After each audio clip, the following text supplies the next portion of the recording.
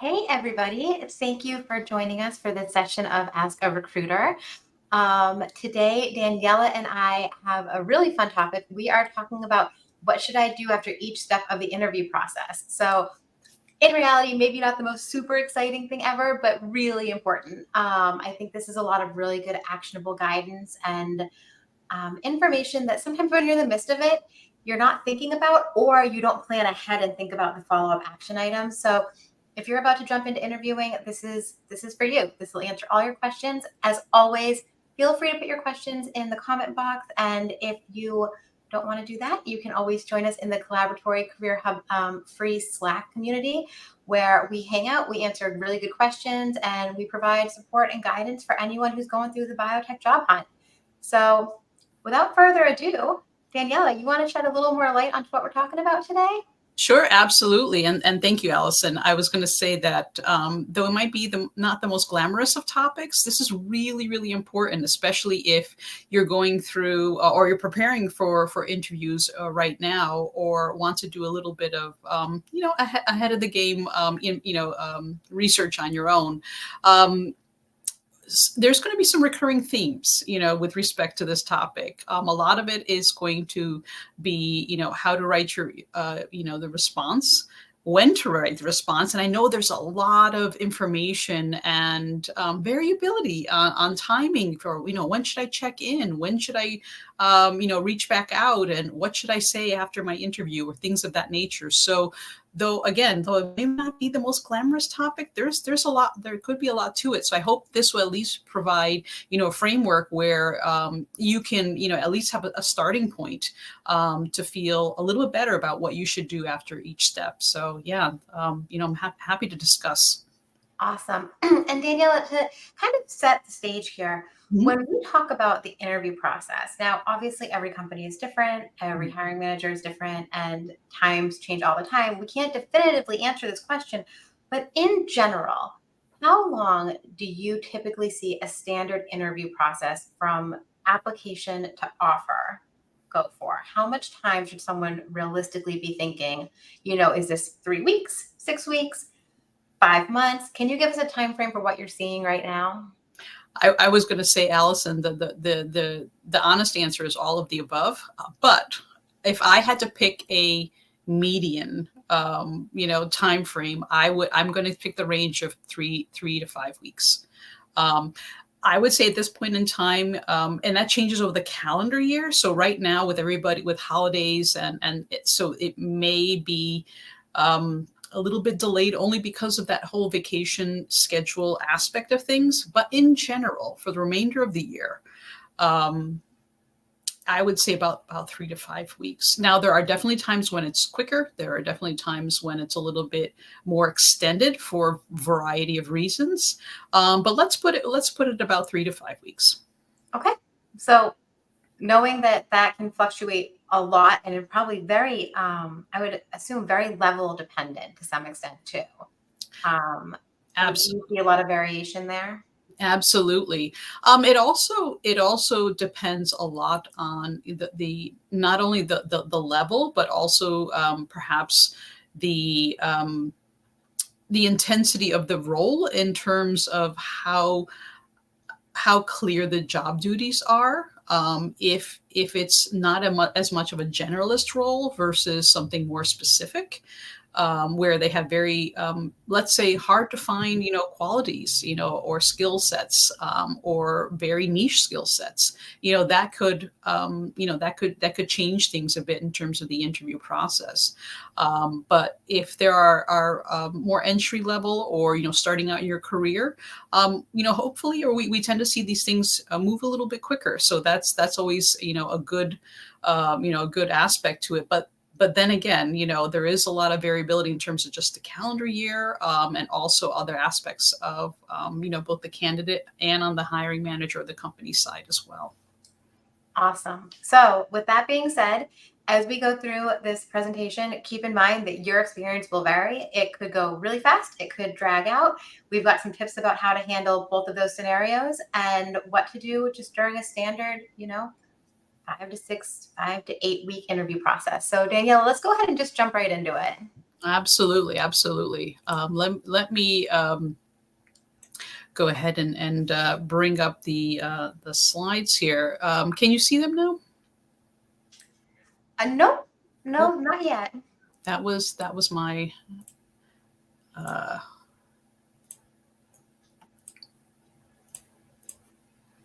there we go. Awesome. All right, here we go. And so a little bit about each step. And again, you're going to see a recurring theme, through this. Right after you submit your application, this is I guess the way you're starting your relationship, let's say, with the company or with the hiring manager. You always want to express gratitude. There are a number of different ways you can say it. I tend to keep it very simple. Thank you very much for being interested in my candidacy. You want to show interest in not only the role but the company itself. In your follow up email, and you tend to want to follow up within 24 hours. And this is one of the recurring themes, is that when you get a notification, you get we'd like to move forward with your candidacy, you tend to want to follow up an email within 24 hours. After submitting your application, after you've sent that follow up email, you have a little homework to do. As you're preparing for the initial call or interview, you want to read up on the job description and research that company, and prepare your questions that you might have. This is really important, because one of the things we see as recruiters, or one of the things we find, is that the interviews go much smoother and much better if you already know a good amount about the job description, and you've researched the company, because you don't want to ask questions that may show that not really sure what the company does, or what is this job about. You want to make sure that you're asking questions that are not readily answered by simply going over the job description or doing a preliminary review of the company. So take a little time after the application, after you send your follow-up email, to do a little research on that, and it will go a long way. Now, Daniela, with this Mhm. one, where we say to follow up with an email, Mhm. in the age of like LinkedIn Easy Apply, where there may not be an email, what's your suggestion? Do you just bypass it? Do you try to chase down an email, connect with someone on LinkedIn? What do you suggest? Definitely connect with somebody on LinkedIn, someone with on LinkedIn, or find the hiring manager, or somebody usually in human resources, to follow up with. There are cases that where you have the application, they will have contact information there as well, so you can research that. I would say that whatever way you have applied, or have a connection with the company, you can follow up that way. And what about looking on a company's website? Because oftentimes they have like an info app or a hello app. Is it worth it to do it that way if all else fails? Absolutely. If they have a hello or a contact, or even sometimes in their careers or work with us, section, they will have information there as well to contact with. Great. So a couple options there. Mhm. Awesome. And next step, after you have done an initial phone or screening interview with them, again, you'll see the theme: send a thank you email, in the ways you've already established, within 24 hours of this screen or the interview. Again, express your gratitude and appreciation for the opportunity. Let them know that you're still interested. And right here's an interesting part, where you can give a very brief 1 or 2 sentences, why you think you're a good fit. You learned a little bit more during the phone or screening interview.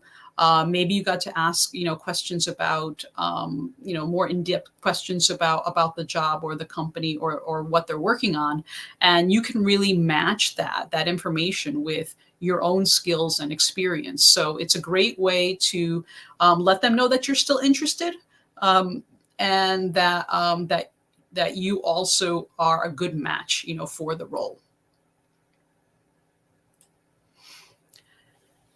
And let's say everything goes well, and we do hope that everything goes well, and you get a confirmation that they like to have, a first interview with you. Um, this again is I would say that sort of like the second step in your relationship with the company, where now you're going to meet maybe with the hiring manager or with one-on-one, or perhaps, a panel of interviewers. What you'd like to do after you get that confirmation is start to prepare to answer any questions they might have about your experience and why you would be a good fit for this role. Um, some people like to do a little research, look up their interviewers, what was their background? Where did they go to school? How long they've been with the company? What group they are in? If it's in a science field, what research papers have they put out, or what's their field of research? It's a great way just to learn a little bit more about your interviewers. And I think a lot of people, especially in R&D or in biotech, really appreciate someone taking an interest, in their scientific background as well. It's always a good idea to also practice your interviewing skills. We have a lot of support for that as well. And it could be as simple as, and I know this is very hard, being an introvert myself, is sometimes even just standing in front of a mirror and practice, my answer to, what is your greatest weakness, or some other very common, interview question. Make sure, if this is an on-site visit, make sure that you have the details for that visit, all the way from where to park, or where the location is, how to get there, and what you need to do in order to sign in the agenda, for your on-site visit. And you always want to be a little bit early, just in case anything goes wrong. And this also includes for any virtual interviews. You also want to make sure that you're early, just to ensure that, for example, Zoom has done all the updates it likes to do. Ensure that all your tech is ready and ready to go, for that interview.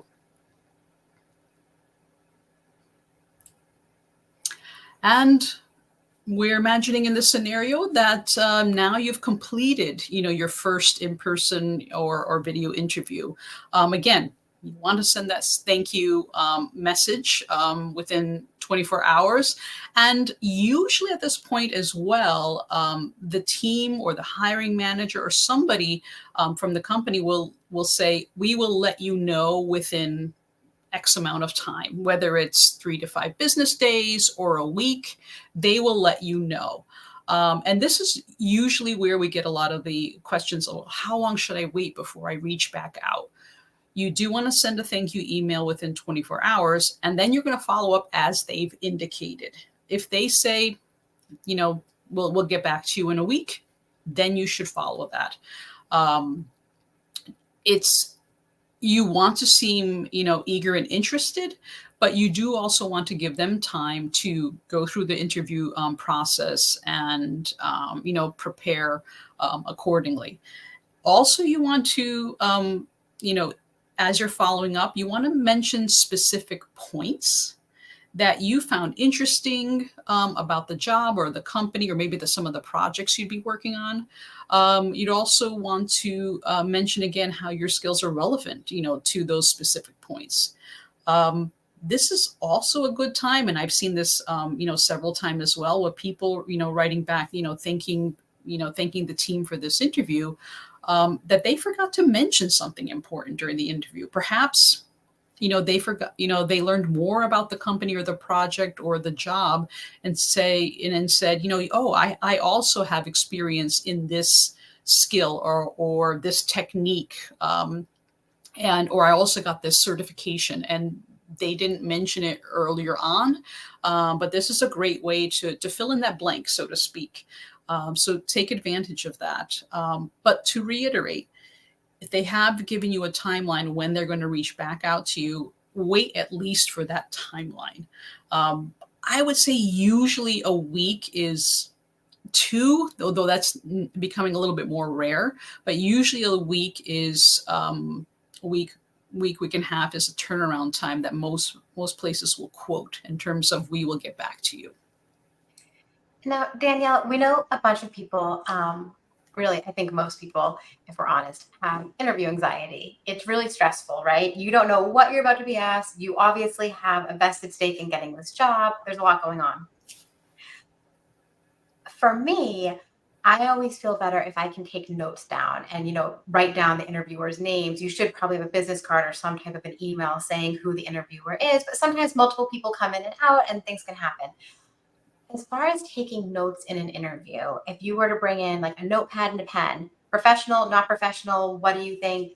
Is it a good idea for people to have something to jot down, random points and things that they want to be able to go back to?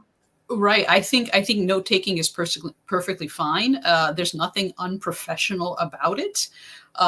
You may even notice your own, people on the interview panel themselves would be taking notes in some form or fashion. So I think that's a wonderful way. It's not a memory test, during the interview, at least for most jobs. So it's perfectly fine to take notes and refer back to them, during the interview and also as you're, doing your follow up. Email or message as well. So, as you said, Allison, taking notes is a wonderful way to keep track, and it's completely, professional.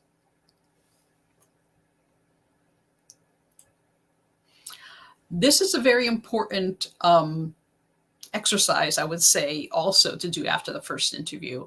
And maybe not a lot of people put stock into this or haven't really considered this aspect. This is something that you should do for yourself after the first interview, is to really reflect on it. What went well? What didn't go so well? What was challenging? What was surprising?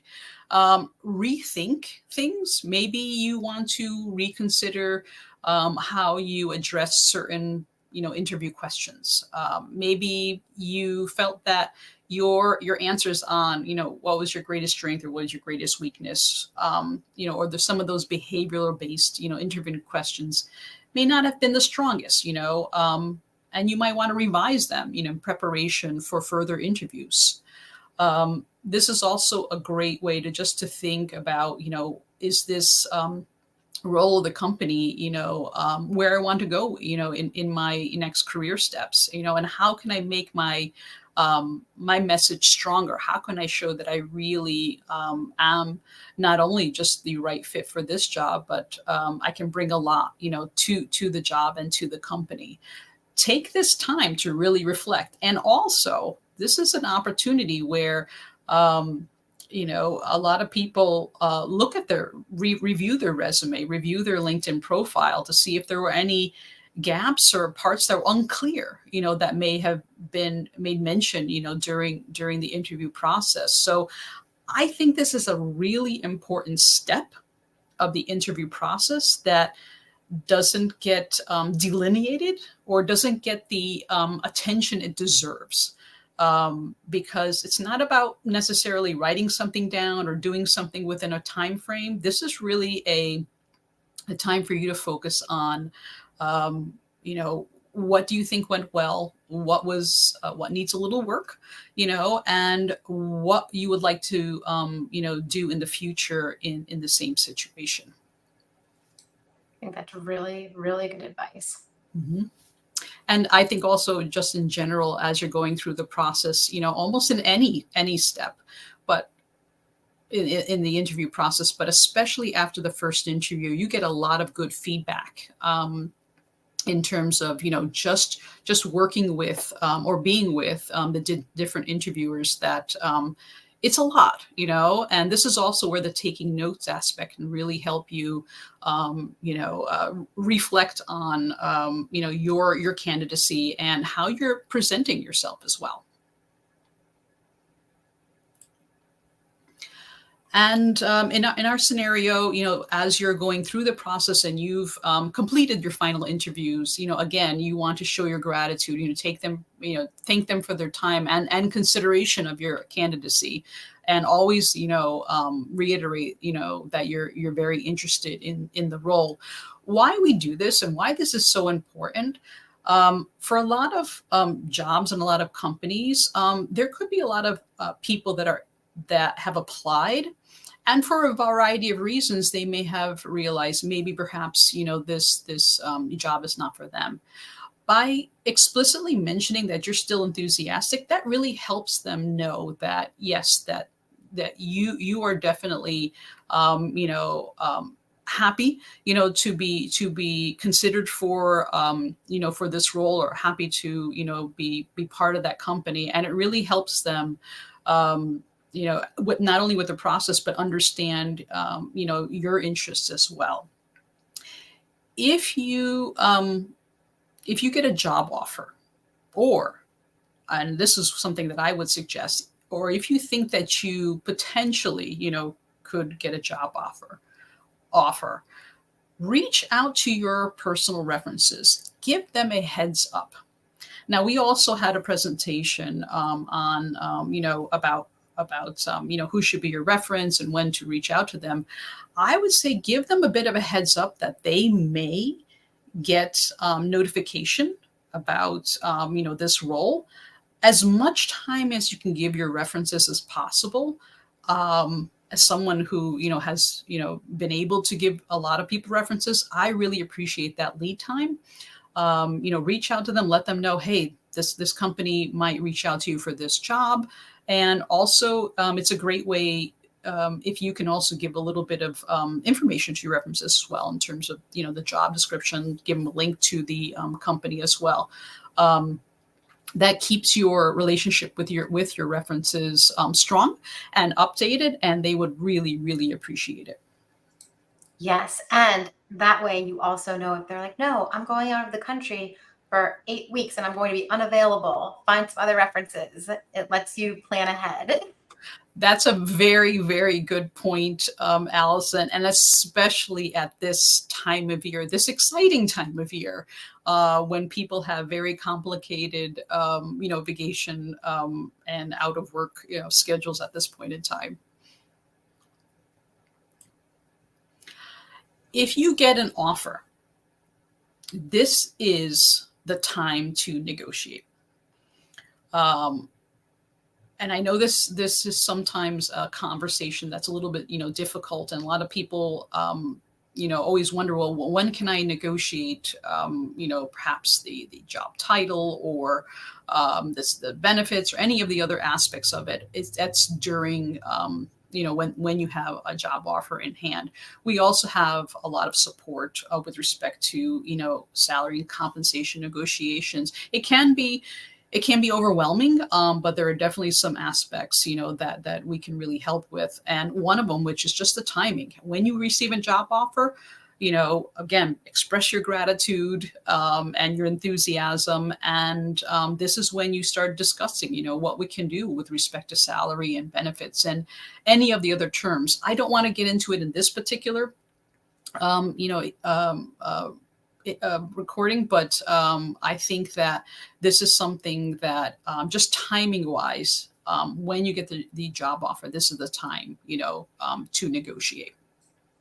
Yeah, we have a lot of resources about this in the collaboratory, so we can definitely get people access to that as needed. Absolutely. And here's a wonderful slide. Once you have accepted the offer, again, you want to send a formal acceptance email or letter. Letter is not as common anymore, but definitely a formal acceptance email. Usually within 24 to 48 hours, there may be a time to accept. And again, they will say this offer is good until 2 or 3 days or something of that nature. So keep that in mind as well. But this would be a time, to not only send your acceptance notification, but also to notify the other companies or places to which you've applied. It's very, considerate, especially if you have a very active, interviewing or application experience. And I know a lot of people said, oh, I've sent out, 30, 50 applications. And then if you get several, callbacks, you do want to be considerate to those other places. Again, just keeping a good relationship in your industry as well. I think that's a really important aspect of the interview process. And in this case, after you receive a job offer and have accepted it, that this is a great way not only to, again, keep your relationship in the industry, but you never know when other people or other companies could help you with future networking, or just to build, your community, as you progress, progress in your career. And to summarize, about all the topics that we talked about today, there are just some really, really basic guidelines. One of which is, when you are responding back, tailor your follow up emails to each person or each job. You might want to keep a sort of spreadsheet or document or something of all the places to which you've applied, the contact person or contact email, or and job description as well. That's a great way to just keep organized, and also will make these tailored emails or these tailored follow-ups much easier. It goes without saying to maintain a professional tone and language. I know it can be difficult or challenging when things may not have turned out the way you would like them to, but it's always important, again, to keep this community, your community, and possible networks for the future, everything on good and even terms. Also, during each step, and I know this is very hard, just be patient. There's a lot going on behind the scenes, and it's a lot of places are dealing with a decent amount of applicants and volume. And I always suggest, if as people always ask, when should I follow up? Usually they'll tell you when you can hear back. Once that time has passed, please feel free to follow up. But again, you want to make sure that you give them that time, to process, follow up, within a week. If you don't hear back after that, you can take another few business days, I would say, and follow up again. After that, then you really have to reconsider. You don't want to start spamming them, with requests for updates. That's going to be difficult. And I know this is the part that, takes a little of guesswork, and then maybe the art, of communication in this case. But you can ask for an update a couple of times. And then after that, really, you'll just have to wait and see. They may be going through a lot of applicants at that point in time. You also want to consider how, not only the nature of your communication, it's a tone, I guess, and communication style, but also adapt these based on the company. If a company seems like it's very fast paced and they are getting back to you within a day or two, and I've seen that situation, then you want to make sure that you're fast paced as well. You want to match them. And regarding communication style, certain companies are a lot more formal than others. In general, sometimes startups are a little more casual, a little more informal, and you can match that as well if you're comfortable with that. And a larger corporation, maybe it may be more standard, professional, very very formal style, and you would want to match that as well.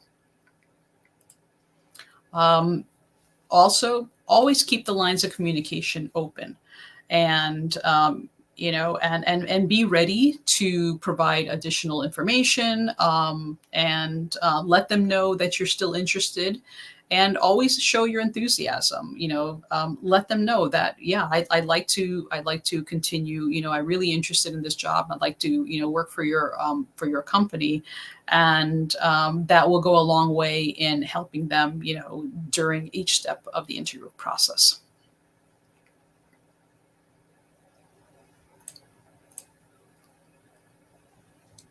On mute. Awesome. Well, thank you so much. Daniela, you brought up a good point about matching the tone and communication style. I have two tricks that are very helpful. So one is Grammarly. Grammarly is a little extension you can get that just checks your spelling, make sure you're not forgetting to put the in front of something. It's really good for helping you reword things and making sure that your emails are coherent and spelled correctly. So great little tool. The other is ChatGTP. I have used this before where I'm trying to think like, how do I make this email sound more casual or more professional? You have to tailor. You can't just take the ChatGTP response. But what I'll do is I'll draft an email. Sometimes I put it in there and say, make this sound, even more professional. And then I'll just pick and choose some of the language from there. And so that helps a lot for me when I feel stuck on how to match tone. I was going to say absolutely, especially when you're writing back maybe multiple times during the interview process.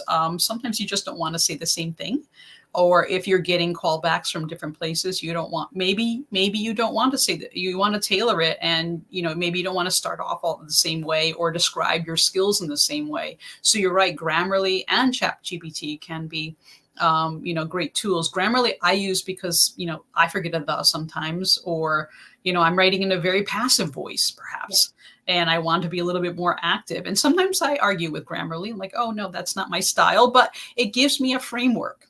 It's not, Exactly. it's not going to be the end point, but it gives me a framework. And I think that's sometimes all you need, with both Grammarly and Chat GPT, they do give you a framework that you can work off of. Yeah, at least to get, the juices flowing. Sometimes it's really hard. So we have some great questions that came in.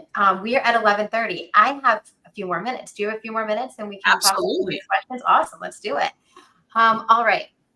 So the first question, given the current job market and a larger number of job applicants interviewing for a position, does this impact how long it takes for hiring managers to make decisions or give responses after a candidate interviews with them? Great question.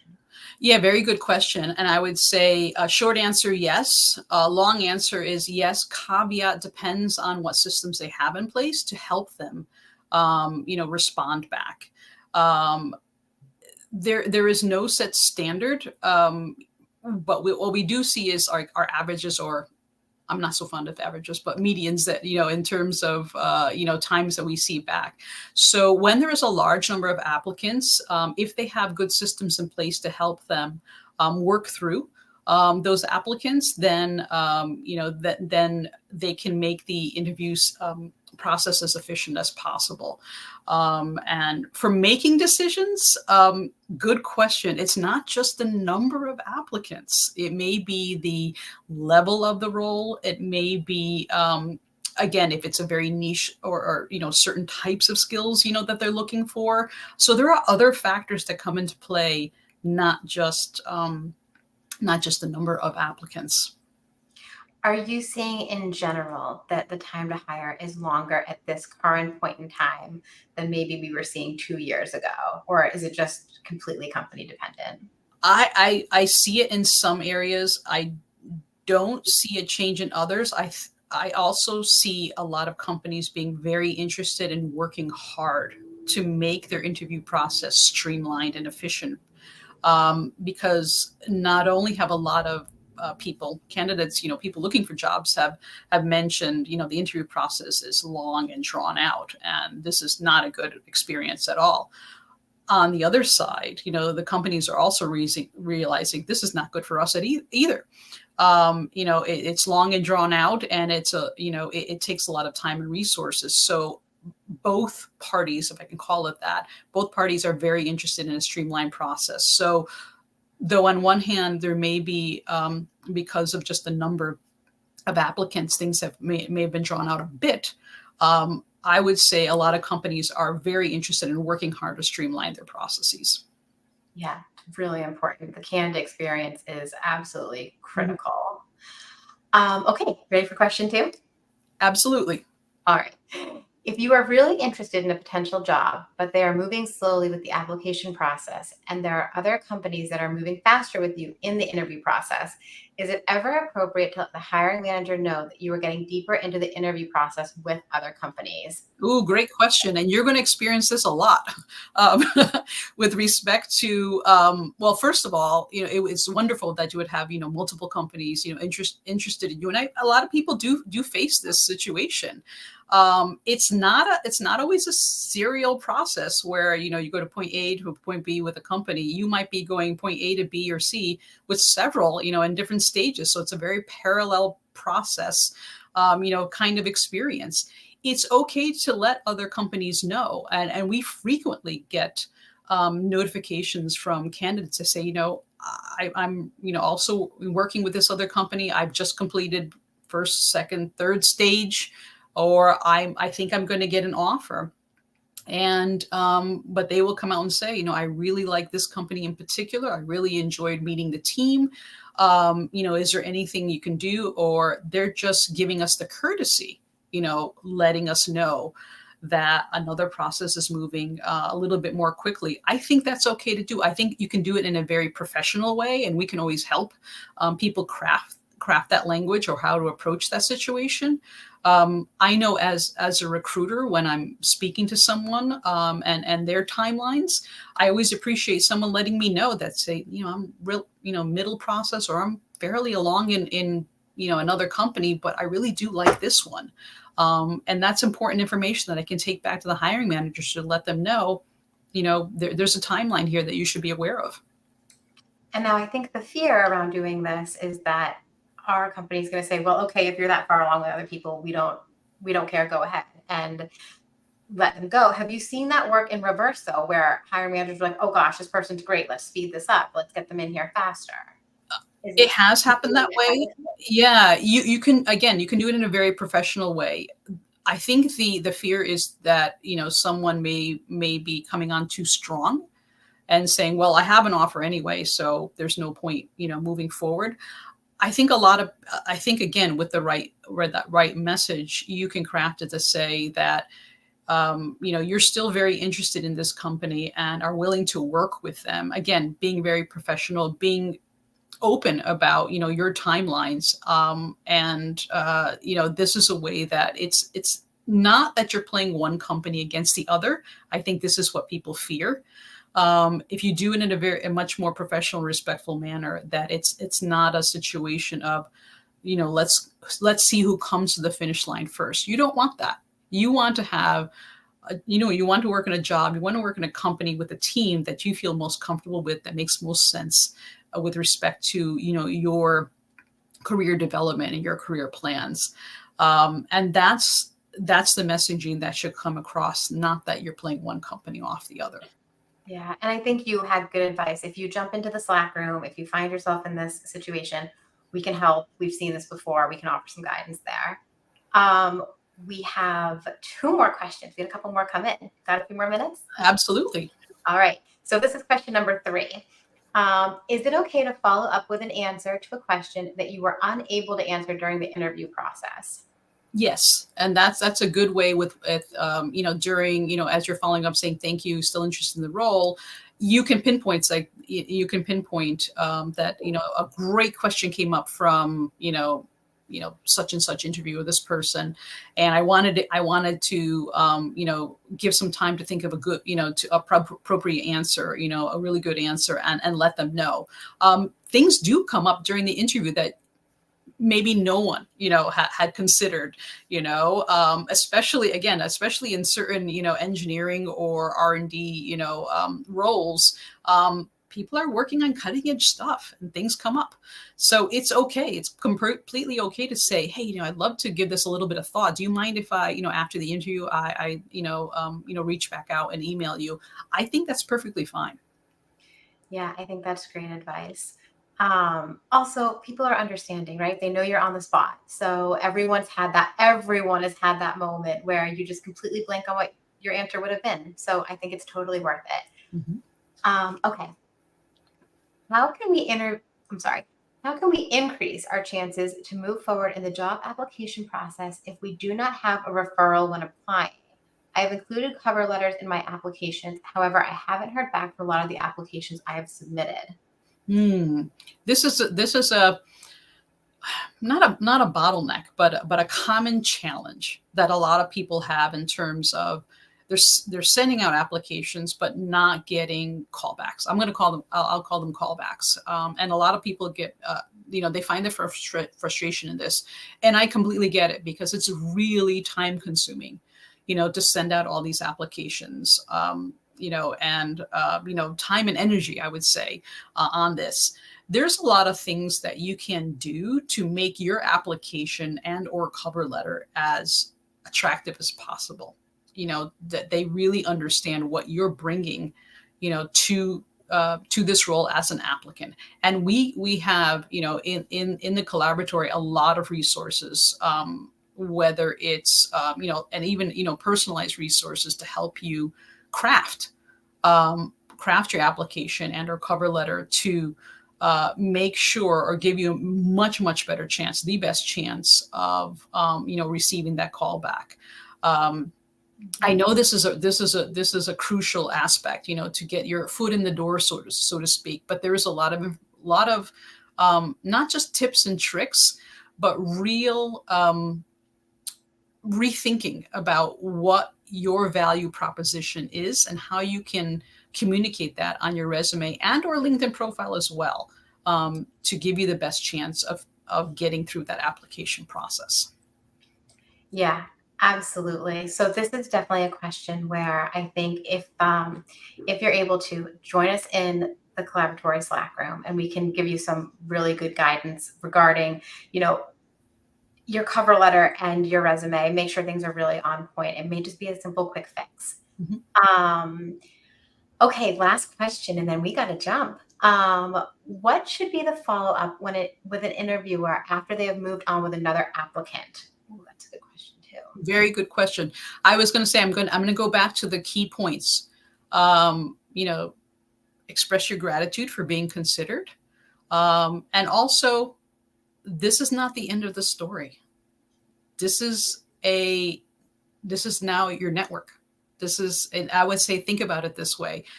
You may not have agreed with them, in terms of their selection process, but take it this way, say, hey, thank you for considering me. It was great to meet you and the team. I'd love to keep in contact.